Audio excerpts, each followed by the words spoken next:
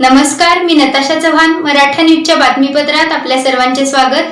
ताज्या बातम्यांसाठी मराठा न्यूजला सबस्क्राईब करा आणि बेल आयकॉन प्रेस करा. नसरापूर गावातील चिमुकलीवर झालेल्या अत्याचाराच्या विरोधात सोलापूर शहरातील विठ्ठल मंदिर ते नवी पेठ या दरम्यान काढण्यात आल्या. यावेळी आरोपीला फाशीची शिक्षा झालीच पाहिजे आणि बाळाला न्याय मिळालाच पाहिजे अशा घोषणा देत सोलापूरकरांनी आपला संताप व्यक्त केला. या मोर्चात मोठ्या संख्येने महिला आणि नागरिक सहभागी झाले होते. पीडित मुलगी ही सोलापूर जिल्ह्यातील मूळ रहिवासी असल्याने सोलापूरकरांमध्ये अधिक संतप्त भावना आहेत. यावेळी सर्व पक्षांच्या वतीने त्या नराधामास लवकरात लवकर शिक्षा व्हावी अशी मागणी करण्यात आली आहे. सोलापूरच्या नातीवर ज्या पद्धतीचा अमानुष पद्धतीचा अत्याचार काल झाला पुणे जिल्ह्यातल्या नरसापूरमध्ये, खरंच माणुसकीला काळिमा भासेल अशा पद्धतीचं कृत्य घडलंय. खरं तर तो आरोपी याआधीसुद्धा याच गुन्ह्यामध्ये आरोपी असतानासुद्धा तो मोकाट बाहेर आला आणि कदाचित त्याच वेळेस त्याला शिक्षा झाली असती तर या चिमुकलीवर एवढा मोठा अन्याय होऊ शकला नसता. पण आपली समाज व्यवस्था इतकी बोतड होत चालली आहे का काय? न्याय व्यवस्था एवढी लोकांना बोतड होऊन न्यायच देऊ शकणार नाही काय? अशावरचा विश्वास लोकांचा उतरत चालला आहे. पण मला अजून एक घटना जी एकनाथजी शिंदे साहेबांनी बदलापूरमध्ये ज्या पद्धतीनं एक चांगला निबंध लिहून तिथं घटनाक्रम तयार करून तिथं तुम्हाला माहीत आहे त्याला न्याय देण्याचं काम केलं, त्याच पद्धतीनं आत्ता आम्हाला अपेक्षा आहे की सोलापूरला बदलापूरच्या धर्तीवरचा न्याय सोलापूरच्या आमच्या लेकीला मिळाला पाहिजे, एवढीच आमची कळकळची विनंती. तुम्ही सांगितलं की एकनाथ शिंदेने निबंध लिहिलेला आहे, ते पहिल्यापासूनच ठरलं होतं का कशा? मी एवढंच सांगतो, लोकांना न्याय देण्याकरता आपल्याला काय करावं लागतं ते करायची तयारी राज्यकर्त्यात असली पाहिजे. तुम्हाला माहीत आहे तिथं त्या मुलीच्या आईबापाच्या काळजात काय झालं असेल ते दुःख जर आपण समजून घेतलो तर कायदा हातात तुम्ही स्वतः पत्रकारसुद्धा घ्याल आणि ऐकत असलेली जनतासुद्धा घेईल. ही भावना आपल्यात असल्यानंतर आपल्याला न्याय देण्यासाठी जे करावं लागतं ते करण्याचा ते प्रामाणिक प्रयत्न करत असतात. आता चौपाट भागामध्ये कॅटल मार्च होत आहे.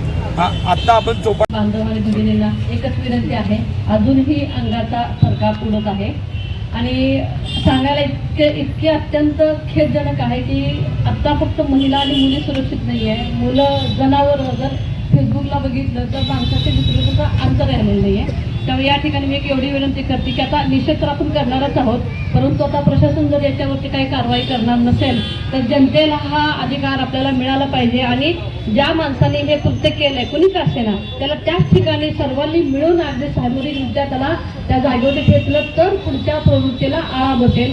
तर समाजामधूनच हा मेसेज जाणं गरजेचं आहे, कारण आता आपण प्रशासनावरती अवलंबून अजून राहू शकत नाही.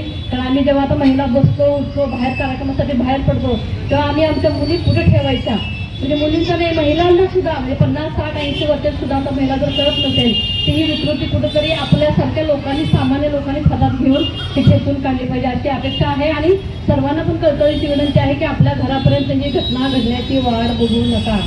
आपल्या सोलापूरला मुलगी आहे म्हणून आहे, पण प्रत्येक ठिकाणी हे आहे, काही ठिकाणी ते उघडकीला येते, काही ठिकाणी प्रकरण दाबलं जाते.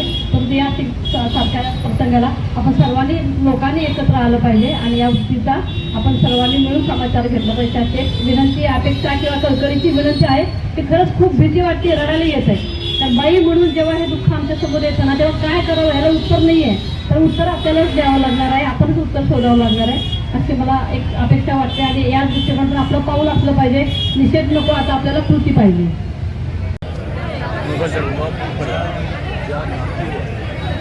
जो अत्याचार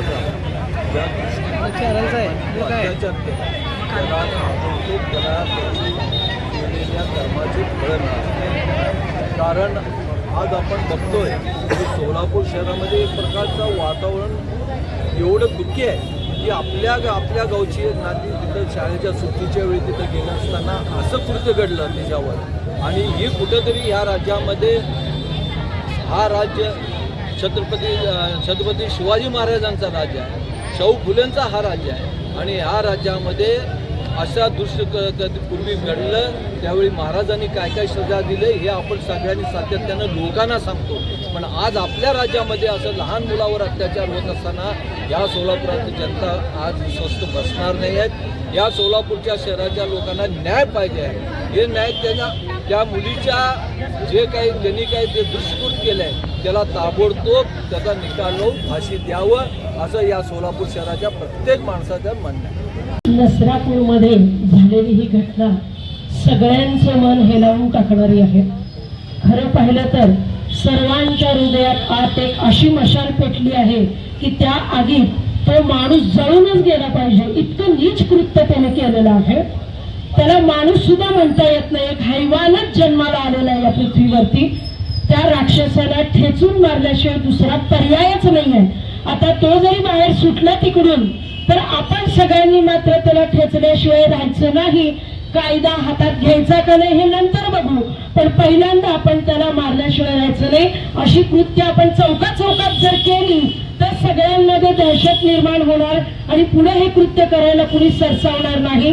त्यासाठी सर्व महिला आणि सर्व पुरुष सगळ्यांनी जागरूक राहायचंय. कुठेही अशी घटना घडली तर कुणाची वाट न बघता तिथल्या तिथंच निर्णय घ्यायचा आहे आणि तिथंच त्याला ठेचून काढायचंय. कारण आता कुठेही महिला किंवा मुली सुरक्षित नाहीत. कुठेही बाहेर मुलीला सोडायचं म्हणलं तर प्रत्येकाला भीती असते की आता उद्या आपली मुलगी घरी परत येईल का, आणि अशा ठिकाणी कुठं नेऊन तिचं काय केलं जाईल हे आपल्याला माहित नाही. तर त्याच्यासाठी सगळ्यांनी हे पाऊल उचललं पाहिजे. आपल्या जवळपास कुठेही अशी घटना घडली तर सगळा हिंदू समाज एकत्र येऊन त्या समाजानेच याचा निर्णय घ्यायचा आहे. कायद्याच्या त्याच्यात राहून कुठलाही निर्णय मिळणार नाही. कारण आपण पाहतो फाशीची शिक्षा होणार आहे, पुरावे तो अजून केस किती दिवस लढेल माहित नाही आपल्याला, आणि त्यामधून सुद्धा पुन्हा सुटला तर पुन्हा अजून किती शिकारी त्याच्यावर होतील. त्यामुळं हा कायदा आपल्या हातात घेऊनच हे केलं पाहिजे असं मला तर वाटतं. म्हणून मी अगदी कळकळीने सांगते, आतून इतकं संताप येतोय की आता समोर जर तो असला तर त्याला मारल्याशिवाय राहणार नाही, इतकं संताप आतून येते. आज शिवरायांच्या महाराष्ट्रात अशा घटना घडतायत. प्रत्येकामध्ये शिवबा जागलाच पाहिजे आणि प्रत्येक स्त्रीमध्ये जिजाबाई जागलीच पाहिजे. याच्यासाठी या मुलीच्या आजच्या या प्रकरणावर आपण निषेध करूया. बालिकेवर जो अत्याचार झाला त्या नराधमाला फाशीची शिक्षा व्हावी यासाठी इथं उपस्थित असलेले सर्व एकजुटीने या निषेधाच्या कार्यक्रमात उपस्थित आहेत. ज्यांनी हे कृत्य केले त्या नराधमाला शिक्षा ही झालीच पाहिजे. अत्यंत क्रूरपणे त्या बालिकेवर अत्याचार करून तिचा जीव घेण्यात आला. अशा या नराधमाला भर चौकामध्ये फटके मारून जाहीररित्या फाशी द्यावी अशी आम्ही या ठिकाणी मागणी करीत आहोत. उपस्थितांना मी विनंती करतो की या निषेधाच्या कार्यक्रमाप्रसंगी आपले या ठिकाणी मनोगत व्यक्त करावं.